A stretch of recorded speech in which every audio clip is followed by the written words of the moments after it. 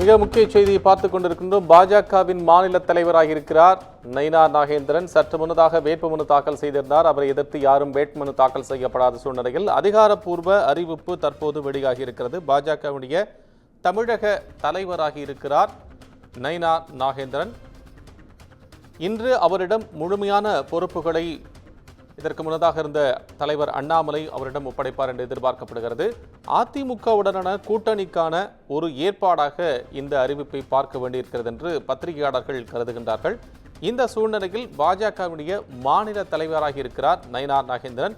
மிகுந்த எதிர்பார்ப்புகளுக்கு மத்தியில் மாநிலத்தினுடைய புதிய தலைவர் யார், அவர் எப்போது பொறுப்பேற்பார், அடுத்து வரக்கூடிய சட்டமன்ற தேர்தலுக்கான நகர்வுகள் என்ன, கூட்டணி தொடர்பான பேச்சுவார்த்தைகள் என்ன உள்ளிட்ட பல்வேறு விவகாரங்கள் சமீப காலமாக பாஜகவில் பேசப்பட்டு கேள்விகள் எழுப்பப்பட்டு வந்த சூழ்நிலையில் மாவட்டங்களுக்கான சார்ந்திருக்கக்கூடிய தலைவர்கள் நியமனம் செய்யப்பட்டிருந்தார்கள். ஒன்றிய நகர வட்ட அளவிலாக இருக்கக்கூடிய பொறுப்பாளர்கள் நியமனம் செய்யப்பட்டிருந்தார்கள். ஆனால் இதற்கிடையே மாநில தலைவர் தேர்தல் மட்டும் நடைபெறாமல் இருந்தது. அதற்கான ஏற்பாடுகளும் செய்யப்படாமல் இருந்தது. எப்போது நடைபெறும் பாஜகவுடைய மாநில தலைவர் தேர்தல் என்று எதிர்பார்க்கப்பட்ட சூழ்நிலையில் பல்வேறு மத்திய அமைச்சர்கள் தமிழகத்திற்கு வருகை தருவதும் அதே போல பல்வேறு ஆலோசனைகள் மேற்கொள்வதும் செல்வதுமாக இருந்தது. அண்மையில் நீலகிரிக்கு கூட பாதுகாப்புத்துறை அமைச்சர் ராஜ்நாத் சிங் வந்திருந்தார். அப்போதும் இது தொடர்பாக அவரிடம் மத்திய இணையமைச்சர் எல் முருகன் ஆலோசனை செய்ததாக சொல்லப்பட்டது. இந்த சூழ்நிலையில் இங்கு இருக்கக்கூடிய தகவல்களை மத்தியில் இருக்கக்கூடிய தகவல்களை இங்கு பரஸ்பரம் மாற்றிக்கொண்டு செல்வதற்காக தலைவராக இருந்த அண்ணாமலை சென்று வந்ததாகவும் சொல்லப்பட்டது. இதற்கிடையே 3-4 நாட்கள் டெல்லியில் முகாமிட்டிருந்த நயினார் நாகேந்திரன் அவர் தற்போது பாஜகவினுடைய மாநில தலைவராக அறிவிக்கப்பட்டிருக்கிறார். நெல்லை மாவட்டம் பனகுடியைச் சேர்ந்தவர் பாஜகவினுடைய தற்போதைய தலைவர் நயினார் நாகேந்திரன். பூர்வீகமாக அதிமுகவை தனது முதல் கட்சியிலிருந்து தன்னை இணைத்துக் கொண்டிருந்தவர், தீவிரமாக செயல்பட்டு வந்தவர், பல்வேறு பொறுப்புகளையும் வகித்தவர் என்பதை பார்க்கின்றோம். தற்போது பாஜகவுடைய மாநில தலைவராக அவர் அறிவிக்கப்பட்டிருக்கிறார் என்பதைத்தான் அண்மை செய்தியாக நாம் பார்த்து வருகிறோம். மிக முக்கிய பொறுப்புகளில் இருந்திருக்கிறார் நயினார் நாகேந்திரன். இந்த சூழ்நிலையில் பாஜக மாநில தலைவராக விருப்பமனு தாக்கல் செய்வதற்கு நேரம் அனைத்து முடிவடைந்த சூழ்நிலையில் அதிகாரப்பூர்வமாக தன்னை எதிர்த்து போட்டியிட யாரும் இல்லாத காரணத்தினால் அவர் முழுமையாக தலைவராக பொறுப்புக்கு இருக்க வருகிறார் என்று அறிவிக்கப்பட்டிருக்கிறது. விருப்பமனு தாக்கல் செய்வதற்கான நேரம் முடிவடைந்த நிலையில் நயினார் நாகேந்திரன் மட்டுமே விருப்பமனு தாக்கல் செய்திருக்கிறார். போட்டியாளர்கள் யாரும் இல்லாததால் அந்த போஸ்டாக அவர் தேர்ந்தெடுக்கப்பட்டிருக்கிறார் என்பதைத்தான் பார்க்கின்றோம்.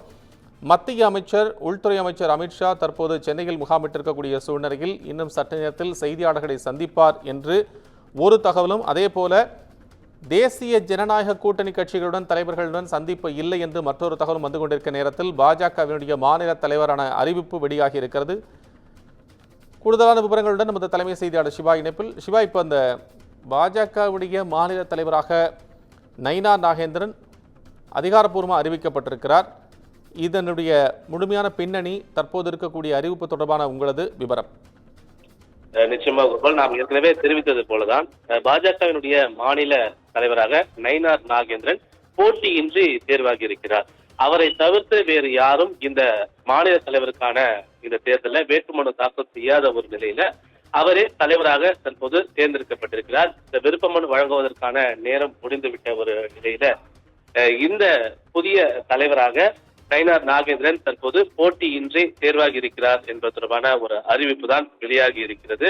எனவே போட்டியின்றி தேர்வாகி இருக்கக்கூடிய நயினார் நாகேந்திரன் நேரடியாக தற்போது சென்னை வந்திருக்கக்கூடிய மத்திய உள்துறை அமைச்சர் அமித்ஷாவை சந்திப்பார் என்று எதிர்பார்க்கப்படுகிறது. நயினார் நாகேந்திரனை பொறுத்தவரை தற்போது பாஜகவினுடைய துணைத் தலைவராக இருந்து பாஜகவினுடைய சட்டமன்ற உறுப்பினராக இருக்கக்கூடிய ஒரு நிலையில அவர் பாஜகவினுடைய தலைவர் தேர்தலில் போட்டியிடுவதற்கு விருப்பம் தெரிவித்து விருப்ப மனுவை வழங்கியிருந்தார். ஆரம்ப கட்டத்துல அதிமுகவில் இருந்த நயினார் நாகேந்திரன் சில ஆண்டுகளிலேயே குறிப்பாக 1-2 ஆண்டுகளுக்குள்ளாகவே 1998ஆம் ஆண்டு அன்று அவர் பாஜகவில் ஒரு உறுப்பினராக இணைந்திருந்தார். பாஜக உறுப்பினராக இருந்த போது பல்வேறு பொறுப்புகளை அவர் வகித்து வந்தார். அந்த பல்வேறு பொறுப்புகளுடைய அடிப்படையில குறிப்பாக மாவட்ட செயலாளர், இளைஞரனுடைய மாவட்ட செயலாளர், அதே போன்று பனங்குடி பஞ்சாயத்தினுடைய செயலாளர், இலக்கிய அணியினுடைய துணை செயலாளர் உள்ளிட்ட பல்வேறு பொறுப்புகளை நயினார் நாகேந்திரன் வகித்து வந்த நிலையில தொடர்ந்து கட்சியில் பல்வேறு கட்டங்களாக பணியாற்றி பாஜகவிலிருந்து மீண்டும் அதிமுக சென்று அதிமுகவில் சட்டமன்ற உறுப்பினராக தேர்வாகி அதிமுகவில் அமைச்சராகவும் அவர் இருந்தார். குறிப்பாக அதிமுகவில் ஜெயலலிதா அவர்கள் முதலமைச்சராக இருக்கும் போது அவருடைய விசுவாசியாக இருந்து அவர் சிறை சென்ற போது பல்வேறு போராட்டங்கள்ல கலந்து கொண்டு இவரும் சிறை சென்றிருக்கிறார். அமைச்சராக பல்வேறு பொறுப்புகளை அவர் வகித்திருந்திருக்கிறார். பல்வேறு தேர்தல்களில் குறிப்பாக 2024ஆம் ஆண்டு நடைபெற்ற திருநெல்வேலி பாராளுமன்ற தொகுதியில போட்டியிட்டு கிட்டத்தட்ட 31% அளவுக்கு வாக்குகளை அவர் பெற்றிருந்தார். அதாவது 3,36,000 வாக்குகளை பெற்றிருந்தார். 2019 தேர்தலில் ராமநாதபுரம் தொகுதியில போட்டியிட்டு 32% வாக்குகளை அவர் பெற்றிருந்தார். அதோடு மட்டுமல்லாமல் திருநெல்வேலி சட்டமன்ற தொகுதியில 2001 2006, 2011 2016 ஆகிய ஆண்டுகள்ல சட்டமன்ற உறுப்பினராக இருந்து அதிமுக ஆட்சி அப்போது இருந்த போது அதிமுக சட்டமன்ற உறுப்பினராக இருந்து அதிமுக ஆட்சியிலேயே அமைச்சராகவும் அவர் பொறுப்பு வகித்திருந்தார். அதனை தொடர்ந்து தற்போது பாஜகவினுடைய சட்டமன்ற உறுப்பினராக தேர்வாகி தற்போது பாஜகவினுடைய தலைவராக உருவெடுத்திருக்கிறார். பாஜகவில் கிட்டத்தட்ட ஒரு 8 ஆண்டுகளாக பணியாற்றி பல்வேறு பொறுப்புகள்ல இருந்த பிறகுதான் தலைவராக அவர் உருவெடுத்திருக்கிறார். எனவே அவருடைய தலைவர் பொறுப்பு என்பது பாஜகவில மிகவும் ஒரு கூர்ந்து கவனிக்கக்கூடிய ஒரு பொறுப்பாக பார்க்கப்படுகிறது. 2026ஆம் ஆண்டு சட்டமன்ற தேர்தல் நெருங்கக்கூடிய நிலையில அவர் தலைமையில் தான் இந்த கூட்டணி தொடர்பான பேச்சுவார்த்தைகள் போன்ற பல்வேறு நிகழ்வுகள் எல்லாம் அரங்கேற இருக்கின்றன.